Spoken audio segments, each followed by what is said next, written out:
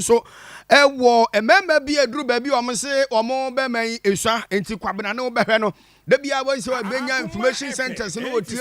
wo ye be ma na pese bia wate no kwati domita no wotimi ma ye pagya mu obetimi abam ha sei entu be kone nua o ma sensini nua wo be se duru sei ya wo se an na pese duru sei bo se kwabena ne ya ma na duro ebi won mo nom ebi won so ode besa ebi won mo ode betua ebi won so agi se bia o mo yam ne si ya muhu na omo di nso bia from ade nada na wate da bia no ade fa ne bema no ho opesa ne bema ne ya kese se eboyi esense se bi nyankopon bo no bema normal no wase o mpani sa esua se bi wona nim nyansa etu opesa opagya mu kakra ena mpanifo se okay upese opagya mu a ubetima pagya mu o na emom ke hu se dan kwama bi no ubenya haw ewo ho ne no mu ena koma kase bo ya mame ya fanse p3nis gabra bo ma dindi na kire mu ewo konfanoche aban yaresabia na me kire mu awe no akwakoye ya fanse urology unit 1 mo eno ane opani ba kokobon komo ya fane Dr. Kwaku Adai ahe woni na dunkumo no gire pa se o da bi se onye ni eduru finsha be se go edunwotwi se kukura obema no kese a aye aduru no enu ano no entimnya kese biem ema ne nyeye na so pese woye ne kese ma ne ye biem de ne kyese yade enkote ana betima kwakofa ba muma yentie doctor no ne nkire mu no mu bia bra wone akoma kasebo edi nkomai oba de bo na de no obema udua no ninyini ehase abra wenya mfane say 11 years any 12 years at that point in your friend say adolescence age into this age na ekwa kosibe 18 years ni there there's a rapid change in the size of the penis very the what you call the growth spurt is and this side we nu nyina strategy bi onipadua nu eno na ma be ma dance free oba ho eno na ma be ma ono abodwe efu ominimu etimi eduru ye more masculine. Inti around that time no onyame born said there's a high levels of that male hormone na ye kan androgen eba body num bebre ana stimulate be ma no emanating in tentem, but the penis doesn't grow beyond a certain point in time.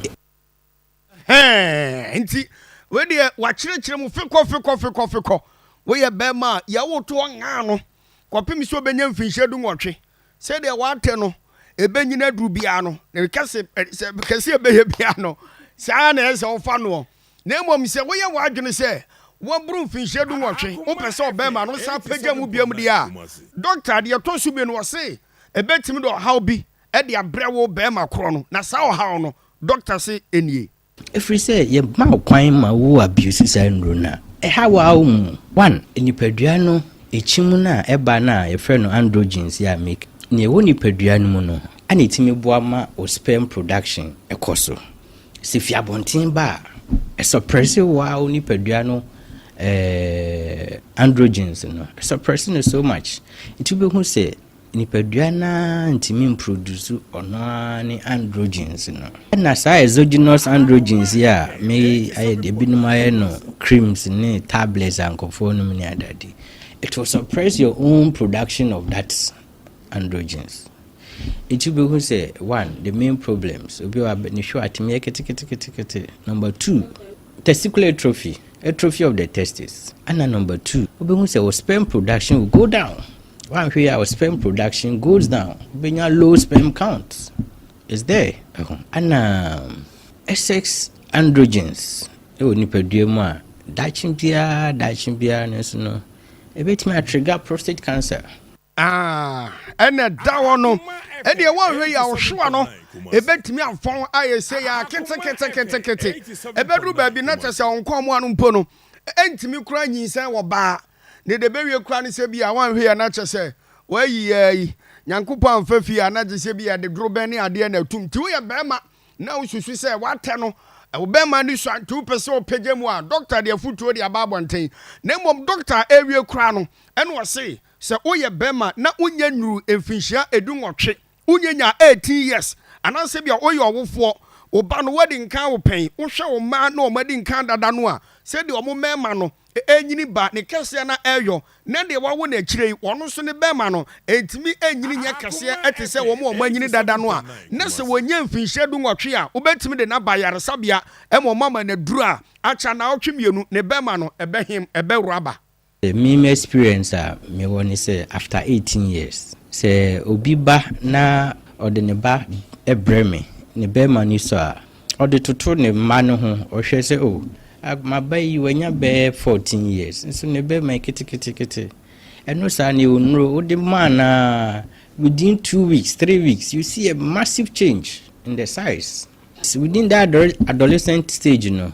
o man is headro na obehu say quickly na ne be man na ekese sa condition friend micro penis te be nkwala ne bi no mo micro penis nti ma me fa sa kwanya so na me nkan kire awofo titire ma na mudware mo ma no obehwe na kwala no o de ne be ma ne toto o ma mpanifo no ho a na bi okra ne nwua na chiba na obehu se na chiba no be ma ne so chen ono pani no tu hu ni sa ntem so na kwala ne nyanya 18 years no na o de na ba yetimi eye hu bibi eye bibi e de boa obi nti wo mutimi ye hu bibi de boa na emom sa kwada no buru mfinhye du nwotwe de a wo de ne ba yaresabia se oba no ne bema no swa enti dokotafo emoa no moma na duro ema ne bema ne him na nworo na nya kese a omse sa abre ne de omoboa no a ekina bi no e de ha ebebre no na emom ye wo ne nga na kwapem so benya mfinhye du nwotwe ne de so hwe ne se oba no na de no tese bia penko fia tese straw de a wo de ba acha na otwemienu na otwemiensa no ombetima mabra oba na duro ema ne bema no ahim na woro na yese den kama pa bawe na oba no so atimi de adide ho enti opani ayete ne nkan ne den ane Dr. Kwaku Ade Ahe ono an vice president at the Ghana Association of Urological Surgeons wono ana yete ne nti wono mu a omo hwehwe ema pamu ye se bia onuma wodie se bia oba na se bia bema no se tie nie no ono na adwuma wodie ana wode ho afutuo e de amen Dr. de okwa